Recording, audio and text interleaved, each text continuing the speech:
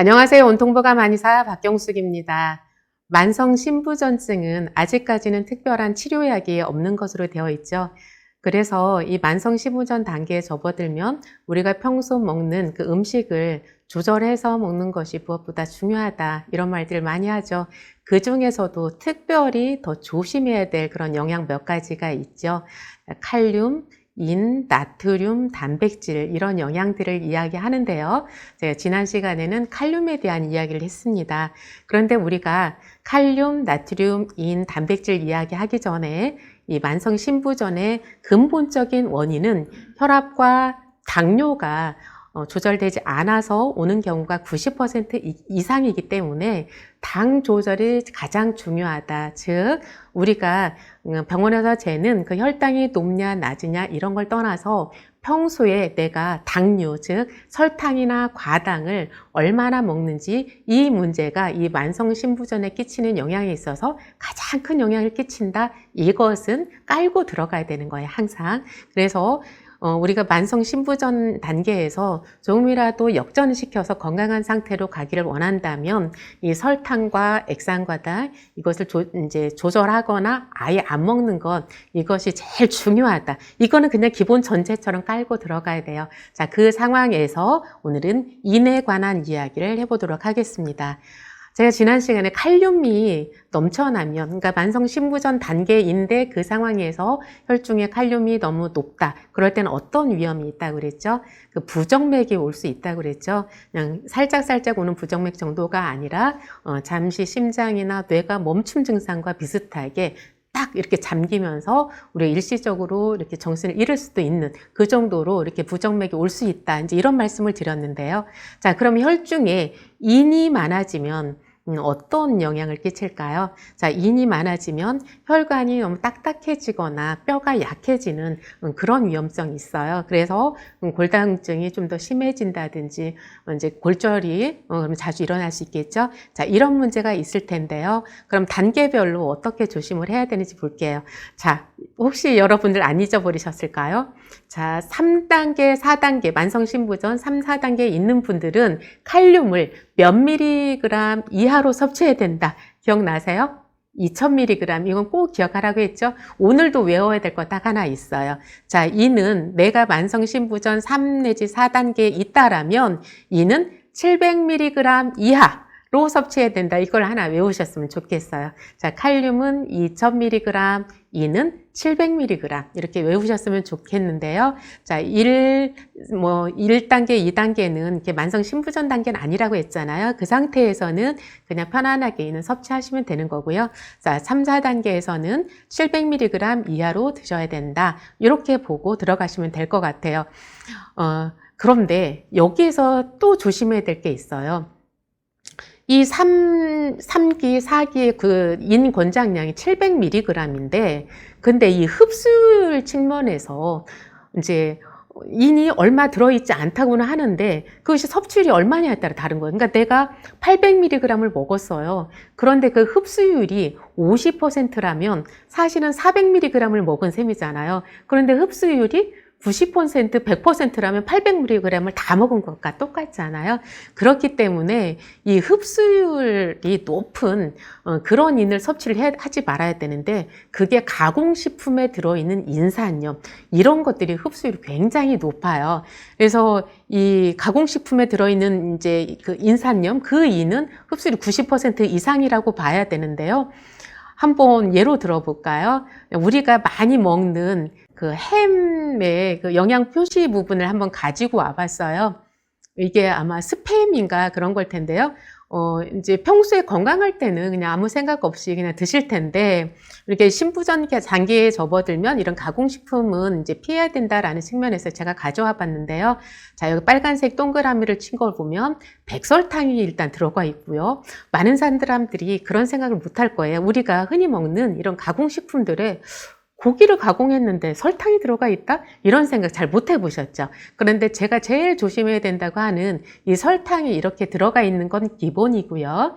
그리고 폴리인산나트륨, 피로인산나트륨, 메타인산나트륨, 이 인산나트륨이 바로 그 인산염인 거예요. 나트륨이 염이잖아요. 염. 그래서 이런 것들을 먹게 되면 이것이 양이 좀 적게 들어갔다 할지라도 흡수율이 굉장히 높기 때문에 내가 인을 많이 섭취하는 거랑 좀 같은 효과를 가져오는 거예요.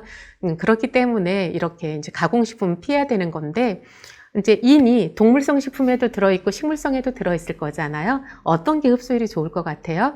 동물성 인이 흡수율이 60에서 80% 정도고요. 식물성 인이 30 내지 50%. 그러니까 식물성 인은 흡수율이 비교적 낮은 편이에요. 그러니까 동물성 제품보다 인이 조금 더 많이 들어있다 하더라도 흡수율이 낮기 때문에 인을 좀 적게 섭취하는 거다. 이렇게 보시면 되는 거죠. 그리고 계란이 굉장히 특징적인데요. 계란은 흰자가 있고 노른자가 있잖아요. 그런데 인이 거의 노른자에 집중적으로 다 들어가 있어요. 그리고 흰자에는 인이 거의 없기 때문에 그 만성 신부전 단계에 접어들어 있는 이런 환자에게는 가장 안전한 단백질이 계란 흰자예요. 그래서 계란 흰자에는 인이 거의 없기 때문에 안심하고 드셔야 된다. 그러면 이제 평소 이렇게 즐겨 먹었던 것들 중에서 가장 주의해야 될 식품으로서는 뭐가 있냐? 치즈, 콜라, 가공육, 견과류 이런 것들이 있어요. 제가 좀 전에 보여드렸던 햄도 일종의 가공육이잖아요.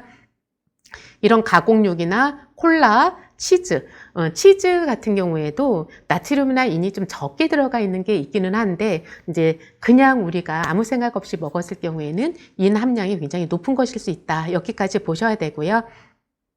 자, 그러면 우리가 흔히 먹는 음식들 중에서 이제 칼륨이 좀 낮다고 했던 그런 과일들 중에서 인은 얼만큼 들어있는지 한번 살펴볼게요. 자, 사과가 칼륨이 100 내지 120mg 들어있는데 인이 10 내지 15예요. 배가 110에서 130인데 인이 15, 포도는 180에서 220의 칼륨이 들어있고요. 인이 15 내지 25 들어있어요. 좀 구분이 확연히 가죠. 사과나 배는 칼륨이 낮은 과일에 속했었잖아요. 근데 칼륨과 인이 동시에 낮은데 포도는 이제 칼륨과 인의 그 함량이 갑자기 팍 높아지죠. 자, 그 다음에 파인애플은 칼륨과 인이 비교적 낮은 편이에요. 그래서 저칼륨 식품으로서는 먹기가 좋은 과일이다라고 말씀을 드렸었어요. 그렇지만 당이 많이 들어있어서 권장하지는 않는다. 또 그 말씀도 드렸었죠. 자, 그런데 참 아쉬운 게 이 부분이에요. 키위가 밤에 먹어도 굉장히 좋은 과일이거든요. 대부분의 경우에는. 그런데 칼륨이 300 내지 320으로 굉장히 많이 들어있는 편이에요. 그리고 인도 30 내지 35로 꽤 높은 편에 속하고요. 자, 딸기는 사과나 배보다는 이제 다소 높기는 한데 칼륨이 150 내지 170이고요. 그리고 인이 20 내지 25mg 들어있어요. 그 다음에 블루베리 같은 경우는 칼륨이 70에서 90 최고 낮죠. 다른 과일들보다 훨씬 낮고요. 그 다음에 인도 10 내지 15로 굉장히 낮은 편이에요. 그렇기 때문에 과일 중에서 칼륨과 인 두 가지가 가장 낮게 들어있는 것이 블루베리다 이렇게 보시면 되고요. 그리고 이제 제가 좋아하는 콜라비 이 콜라비가 칼륨이 굉장히 높은 편이에요. 300 내지 350g이 들어있고요. 아니 50mg이 들어있고 인이 40 내지 50mg이 들어있어요. 그래서 키위나 콜라비 같은 경우는 칼륨이나 인이 이제 높은 편인데 그런데 이런 걸 생각하셔야 돼요. 칼륨 내가 콜라비를 한쪽만 먹어도 그런 게 아니라 100g을 먹었을 때 이 정도 들어있는 거예요. 그러니까 내가 한쪽, 두 쪽 먹는 걸 가지고 그게 큰 문제가 되는 것은 아니기 때문에 소량씩은 먹을 수 있는 거예요. 그러니까 이거는 내가 먹으면 절대 안 된다? 이거는 아닌 거예요. 근데 또 다른 측면에서 생각할 수 있잖아요. 파인애플이나 사과, 배는 칼륨이나 인은 낮지만 당 성분이 굉장히 많잖아요. 오히려 신장을 망가뜨리는 가장 주범이 당이라고 했잖아요. 그런 측면에서 칼륨과 인이 낮기는 하지만 이런 파인애플이나 사과, 배가 가장 좋은 과일이다 이렇게 얘기할 수는 없는 거예요. 자, 이렇게 칼륨, 인, 당까지 고려했을 때 신부전 환자에게 가장 좋은 과일은 뭐니 뭐니 해도 블루베리라고 할 수 있겠죠. 그리고 블루베리 같은 경우는 그 당지수에 있어서도 물론 얘도 단맛이 있어요. 그래서 아로니아나 크랜베리나 뭐 블랙베리나 이런 것들이 더 좋긴 하지만 그것들은 우리가 과일처럼 먹기에는 사실 좀 너무 떫거나 너무 시거나 해서 먹기가 그렇게 쉽지는 않거든요. 자, 그런 측면에서 어쨌든 다른 과일들보다 당지수가 좀 낮기도 하고 칼륨과 인도 가장 이제 많이 낮은 편에 속하기 때문에 제일 좋은 과일에 속하고요. 그 다음이 이제 사과나 파인애플이 이제 비슷하긴 한데 당 성분이 많기 때문에 절대 많이 먹으면 안 된다. 이제 이렇게 보시면 되는 거고요. 그 다음에 인에 있어서는 뭐 가장 낮은 것이 이제 파인애플일 수 있는데 파인애플은 제가 너무 다니까 좀 제껴놓자고 했죠. 그래서 그거보다는 이제 블루베리랑 이제 사과 약간, 배 약간 이 정도가 좋을 것 같고요. 그 다음이 딸기. 그래서 과일은 블루베리랑 딸기를 즐겨 드시면서 사과나 배를 좀 4분의 1쪽이라든지 5분의 1쪽 이렇게 조금 소량으로 드시고 콜라비라든지 이런 것들은 이제 한두 쪽 정도 드시는 정도 이런 식으로 이렇게 간식을 드시면 될 것 같습니다. 자, 앞에서 살펴본 것들을 간단하게 다시 정리해 볼게요. 상대적으로 가장 저칼륨이면서 안전한 과일 뭐라고요?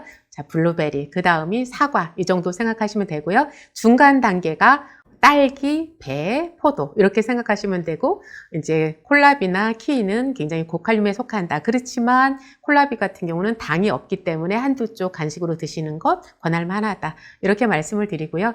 그리고 아까 또 말씀드렸지만 이 식물성 인은 흡수율이 낮기 때문에 이게 콜라비가 이제 인이 40 내지 50mg이라고 했지만 흡수율이 30 내지 50%로 낮기 때문에 실제로는 이거 100g을 먹더라도 인을 절반 이하로 섭취하는 것과 똑같거든요. 그런 측면에서 뭐 한두 쪽 먹는 거 마음 편하게 드셨으면 좋겠고요. 그리고 과일은 1회에 50 내지 100g, 그러니까 100g을 넘지 않게 아주 소량으로 이렇게 나누어서 드시는 게 좋으세요. 그러니까 칼륨이 이렇게 적게 들어있다 하더라도 그걸 한꺼번에 많이 먹으면 이제 많이 섭취하는 셈이 되는 거잖아요. 그래서 소량으로 나누어서 뭐 아침, 점심 이렇게 드시면 되겠습니다. 자, 그러면 이제 과일을 떠나서 채소로 넘어가 볼게요.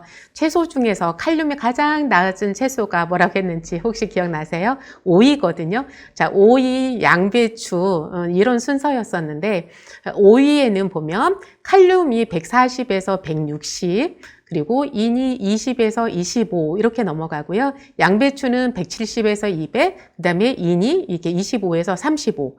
근데 무 같은 경우는 오이나 양배추보다는 약간 높아요. 그러니까 칼륨은 200에서 230으로 조금 높은데 인 같은 경우는 좀 낮고요. 그리고 이제 양파가 이제 비교적 낮은 편이에요. 그래서 오이, 양배추, 양파 이 세 친구랑 가장 친해지는 게 좋으세요. 그런데 여기서 좀 재밌는 건 제가 숙주하고 콩나물을 비교를 해봤어요. 숙주는 녹두로 키운 거고 이제 콩나물은 대두로 키운 거잖아요. 그런데 숙주는 칼륨이 120에서 150이고요. 콩나물은 150에서 200으로 훨씬 높은 편이에요. 그리고 인에 있어서도 인이 이제 숙주는 35에서 45인데 콩나물 같은 경우 60에서 80으로 이렇게 2배 정도 높죠. 그래서 사실 뭐 숙주하고 콩나물은 비슷하잖아요. 식감이 다르긴 하지만. 그래서 콩나물보다는 무조건적으로 이렇게 숙주를 먹는 것이 유리하다고 하겠습니다. 자, 그리고 이제 제가 혈당을 이제 조절하는 측면에서 혈당 스파이크를 낮추는 측면에서 밥 먹기 전에 먹으면 가장 좋은 그 식품으로서 제가 버섯을 이야기하곤 했는데요. 그런데 버섯은 칼륨이 300 내지 400으로 굉장히 높은 편이에요. 그러니까 평소에 건강에 좋다 하는 애들은 보면 칼륨이 이렇게 되게 높은 편이에요. 그래서 칼륨이 이렇게 높고 그 다음에 인이 80 내지 120으로 이것도 마찬가지로 오이나 양배추에 비하면 4-5배를 높으니까 굉장히 높은 거예요. 그래서 이제 신부전 초기 단계에서는 이제 1단계, 2단계는 뭐 상관이 없는데 그런데 3B 단계 이하에서는 이제 버섯을 드시기는 쉽지 않을 것 같아요. 자, 그리고 이제 두부가 우리가 자주 먹게 되잖아요. 두부 같은 경우 칼륨이 120에서 150 그리고 인이 100에서 130 인이 이제 다른 것들에 비하면 좀 높은 편인데 그런데 식물성은 동물성보다 흡수율이 30 내지 50% 정도다 이거를 좀 생각을 하시면서 인은 비교적 높은 편이지만 단백질 급원에 있어서는 굉장히 좋은 식품이 두부이기 때문에 두부 같은 경우는 이제 신부전 환자라 하더라도 포기할 수 없는 그 주요 식품 중에 하나예요. 그래서 이제 칼륨은 안정적이고 이는 약간 높은 편이다. 이제 이거는 염두에 두시면 되는 거예요. 그래서 두부도 너무 많이만 안 드시면 되는 거예요. 그리고 이제 계란 같은 경우에는 계란은 그 인이 주로 노른자에 이렇게 집중적으로 다 들어있다고 했죠. 그래서 인이 계란 한 개에 90 내지 100mg 들어있다고 하는데 이거는 계란 한 개를 전체를 합쳤을 때 얘기예요. 그래서 계란 흰자만 따졌을 때는 그 인이 거의 없기 때문에 이제 뭐 계란 흰자만 먹는다고 하면 사실은 걱정하지 않고 드셔도 되는 거죠. 자, 정리해 볼까요? 칼륨이 가장 낮은 채소는 뭐라고 했죠? 숙주하고 오이가 이제 칼륨이 가장 낮고요. 그 다음에 양파, 양배추, 무, 콩나물 이렇게 되겠습니다. 그 다음에 인이 가장 낮은 것은 오이하고 무가 인이 가장 적게 들어있고요. 그 다음에 양배추, 양파, 숙주 이런 순서예요. 그래서 이제 좀 아쉽지만 제가 이제 만성 신부전 단계에 와 있다면 어떤 채소들하고 가장 친하게 지내야 된다? 숙주, 오이, 양파, 양배추 이런 채소들하고 가장 가깝게 지내면서 많이 드시는 게 좋을 것 같습니다. 자, 그리고 이제 또 살펴볼 게 있어요. 마늘과 생강은 신부전 환자분들께 어떨까 이제 이런 생각하시는 분들 계실 텐데요. 자, 마늘에는 칼륨이 350 내지 400mg이 들어있고요. 생강에는 칼륨이 400 내지 450mg이 들어있어요. 지금까지 살펴본 것 중에서 칼륨이 가장 많이 들어있죠. 그리고 마늘 같은 경우는 인도 140에서 160으로 굉장히 많이 들어있어요. 물론 생강은 인은 조금 이제 비교적 낮게 들어있네요. 30 내지 40mg이 들어있고요. 자, 그러면 이제 신부전 환자분들은 이 마늘이나 생강은 먹으면 안 되나? 뭐 이런 생각을 할 수 있는데 잘 생각해 보세요. 이게 100g 중에 들어있는 거예요. 그런데 마늘이나 생강을 우리가 100g을 한꺼번에 먹을 일이 있나요? 그럴 일이 없죠. 그렇기 때문에 마늘, 생강은 걱정하지 않고 드셔도 돼요. 오히려 마늘이나 생강은 항염, 항산화 작용이 굉장히 강력하고요. 그 다음에 혈관을 정화하는 작용이 아주 좋은 편이에요. 그래서 마늘, 생강은 우리가 늘 가까이 하고 많이 드시는 게 좋은 거거든요. 그런데 그냥 보통 우리가 음식에 넣어서 먹는 정도로는 전혀 과하지 않기 때문에 이 마늘, 생강은 스트레스 받지 않고 드셔도 된다. 이렇게 보시면 될 것 같아요. 그리고 우리가 이제 그 혈압 조절에 도움이 되고 이제 안토시아닌 많이 들어있고 이런 채소 가지 있죠. 가지 같은 경우는 칼륨이 220에서 250, 그리고 인이 20에서 25. 인 같은 경우는 그렇게 높은 편이 아니에요. 근데 칼륨이 이제 220에서 250이잖아요. 그럼 가지를 먹고 싶어요. 어떻게 하시면 되겠어요? 가지를 물에다 데쳐서 그 물을 버리고 짜서 하면 그 칼륨량을 줄일 수 있다고 제가 말씀을 드렸었잖아요. 이제 그런 방법으로 해서 가지나물을 해서 드시면 될 것 같아요. 자, 여기까지 살펴봤고요. 자, 계란 흰자와 계란 전체를 한 번 더 비교를 해드릴게요. 계란 흰자에는 칼륨이 50 내지 55mg, 계란 전체에는 60 내지 70mg. 그러니까 칼륨에 있어서는 계란 흰자나 계란 전체로 봤을 때 큰 차이는 없어요. 그런데 인에 있어서는 인이 계란 흰자에는 5 내지 10mg 들어있는데 계란 전체로는 90 내지 100mg이 들어있어요. 10배 정도가 많이 들어있죠. 그래서 이게 인이 막 뼈 건강이 걱정이 되고 혈관이 단단해지는 게 걱정이 되고 이런 상태라면 이제 계란을 드시더라도 계란 흰자만 드셨으면 좋겠다. 이렇게 말씀을 드리겠습니다. 자, 이제는 만성 신부전 그 단계표를 살펴보면서 마무리하도록 하겠습니다. 만성 신부전은 1단계에서 5단계까지 나눌 수 있다고 했죠. 사구 체어과율이 90 이상이면 1단계, 60에서 90이면 2단계. 여기까지는 정상 범위라고 했어요. 자, 3, 4단계에서는 칼륨이나 인의 양을 줄여야 되고 조심해야 되지만 정상 단계, 즉 1단계, 2단계에서는 오히려 칼륨이나 인을 넉넉하게 드셔도 괜찮으니까 너무 민감하게 반응하지 말자. 그 대신에 당을 철저하게 조심을 하면서 고혈압이라든지 혈당 관리를 철저하게 하는 것, 이것이 더 중요하다. 이런 말씀을 드렸고요. 자, 3A 단계에서는 칼륨이나 인을 이제 좀 더 적극적으로 관리를 하기 시작해야 되는 거고요. 3B 단계하고 4단계에서는 이제 앞에서 말씀드린 그 기준에 따라서, 자, 한 번 더 복습할까요?